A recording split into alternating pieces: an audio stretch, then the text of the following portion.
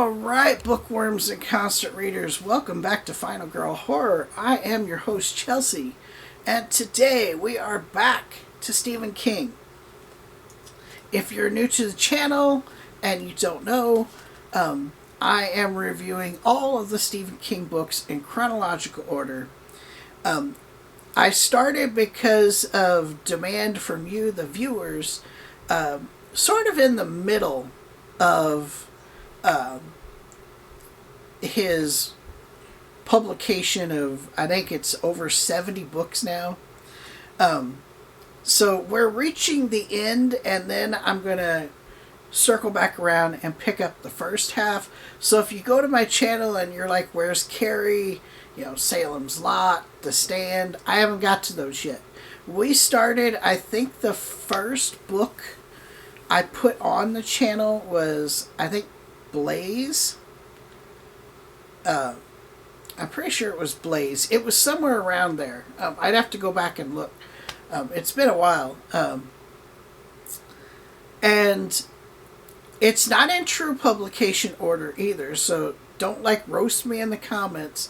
I know it's not in true publication order. And what I mean by that is Dr. Sleep has yet to make the channel. We skipped over Dr. Sleep because I haven't put The Shining on the channel yet. So I'm not going to talk about Dr. Sleep, the sequel to The Shining, until I read The Shining. So Dr. Sleep won't be on the channel until I circle back around. I'll read The Shining, and then I will read Dr. Sleep. And that's kind of where we're at here. I did the Mr. Mercedes trilogy, and we had to skip some books. And so I'm going back to pick up those books that we skipped. And this is one of them. And if you saw the thumbnail, today is all about Gwendy's Button Box. It is a co-authored book by Stephen King and Richard Chizmar. And I do have a hardcover first edition. You can see here. Very cool cover. And the paperback is a bit different. Very different cover on the paperback. So, like all books on the channel, let's start out with the covers. So for the first edition, I love this first edition cover. I think it is gorgeous. I love the illustrations. There's also illustrations in the book. See if I can find one really quick. And these are the same on both editions. They have these little illustrations throughout the book. The artist, I believe, is the same person. Let me just verify that real quick. Get my glasses so I can see. Okay, so the artists are different. The interior artwork is the same artist, Keith Minion. There's a little interior artwork for you. But this outside cover was done by Ben Baldwin. Now, Keith Minion does the outside and inside cover art. I like both. I would buy both of these just based on the cover. They have very interesting covers. So I definitely give both covers 5 out of 5. Now this book is very short. It took me, I think, 2 hours to read it. It's like 170 pages. And it goes by quick. It is a quick and easy read. It is total page turner. So I will read the back for you, and then we'll get into what I thought about the book. The little town of Castle Rock, Maine has witnessed some strange events and unusual visitors over the years. But there is one story that has never been told until now. In the summer of 1974, 12-year-old Gwendy Peterson encounters a stranger sitting on a park bench dressed in black jeans, a black coat, and a black bowler hat. Unusual for such a warm day. This man in black is here in Castle Rock specifically to pass along an obligation for Gwendy that is both fantastic and terrifying on his behalf and for an unspecified period of time. She must take possession of and hide from the rest of the world a small mahogany box adorned with multicolored buttons and levers. The reward for safeguarding the box will transform her life in ways Gwendy could never imagine. But the price to pay for her failure could well mean the end of everything. And that is an excellent summary of this story. This box that is given to her, first of all, let's talk about this man in black. If you're a fan of Stephen King, you've heard of the Man in Black before. You immediately think of the Dark Tower series. You think of The Stand. Any other time the infamous Randall Flagg has appeared. He also goes by many other names, but it's always with an RF. Well, this mysterious figure is just that. You wonder, like, what are his motives? He's very strange, he's very mysterious, and his name is Richard Ferris. And the things that he talks about makes you think of the Dark Tower. And so you wonder, is he from that world? Is he Randall Flagg? And at 12 years old, Wendy takes possession of this box. And the buttons are all explained to her. Each button is a different color. And it represents a different part of the world. Europe, Asia, North America, South America, etc. And then on the corners, you have a red button and you have a black button. The black button ends everything. And he tells her the red button is whatever you wish. And then there's two levers on each side. If you pull the lever on one side, the box will dispense a piece of chocolate the size of a jelly bean.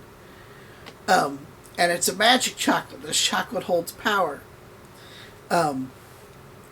If you pull the other lever, sometimes the box will dispense a 1891 Morgan silver dollar in mint condition.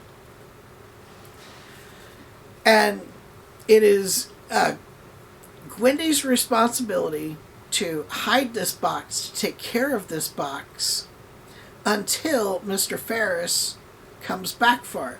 She has no idea when that'll be. She can't tell anybody about the box. And as time goes on, as she goes through junior high and high school, her life changes in drastic ways. She becomes the prettiest girl in school. She becomes the star athlete. Her parents are more in love than they've ever been. They've quit drinking. Like, all this stuff happens to her.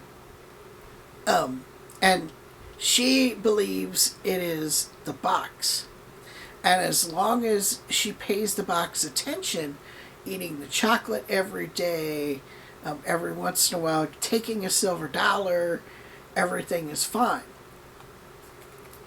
And with all this power of this box, she has this huge responsibility, a huge temptation with the buttons, and there are consequences for having the box.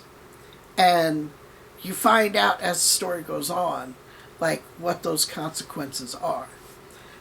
Super cool book. It doesn't take any time at all to read. It's total 5 out of 5. When I have books like this that are co-authored, I like to try and see if I can tell who's writing what. And this one I couldn't tell. I didn't know when Richard Chismar was writing. I didn't know when Stephen King was writing.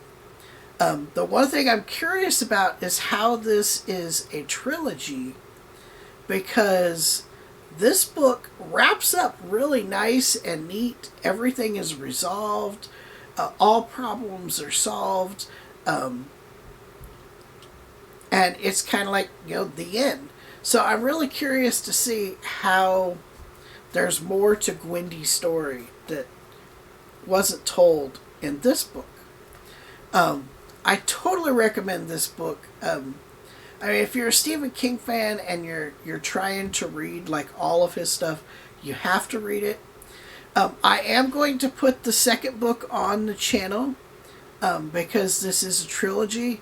A lot of people argue that it's not a Stephen King book. Technically, it's not, because the second book is only written by Richard Chismar. Stephen King doesn't come back as a co-author until the third book. And in the second book, from what I'm aware of, Stephen King had no input in that. What's awesome is it's another Castle Rock story. If you are not a fan of Stephen King and don't know, Stephen King destroyed the town of Castle Rock. Nobody lives there anymore. I believe that the events of that happened in, I think Needful Things was the last Castle Rock story. Not positive on that one, but I think that's right. And we haven't had very many Castle Rock stories since then, because the iconic Stephen King town is no more. But this one takes place in the past. Some of your favorite Castle Rock characters are in this book. Sheriff Bannerman is mentioned. A few others are mentioned. So I'm curious to see how a writer that's not Stephen King does with one of Stephen King's most iconic towns for his earlier stories. Total 5 out of 5. Check it out. If you are new to the channel, hit the subscribe. Click the bell button so you know when new videos come out. Give this video a like. The channel is growing. We are over 50 subscribers now. I am trying to get to that magical 100 where they actually give you a real URL for your channel that has your channel name in it and everything. You only get that when you get to 100. And then after that, the next goal is 1,000. Get monetized. So it really helps out the channel if you like this video. And again, please subscribe. I release new videos every 2 weeks at 12 a.m. Central Time on Saturdays. Hopefully that'll change, because I do have a quick announcement. I finished grad school. I have my final edits to do on my thesis and turn that in. Graduation is next Friday. And I have, I'm waiting on edits to come back from the publisher on 2 papers. So hopefully by mid to late January, I will be able to put out more videos and really focus on growing this channel, because I'll finally be able to read more books. And with that being said, that's all I got for you in this video. I hope you enjoyed it. Stay tuned next time for Gwendy's Magic Feather, Book 2 of Gwendy's trilogy. Till next time, read more books.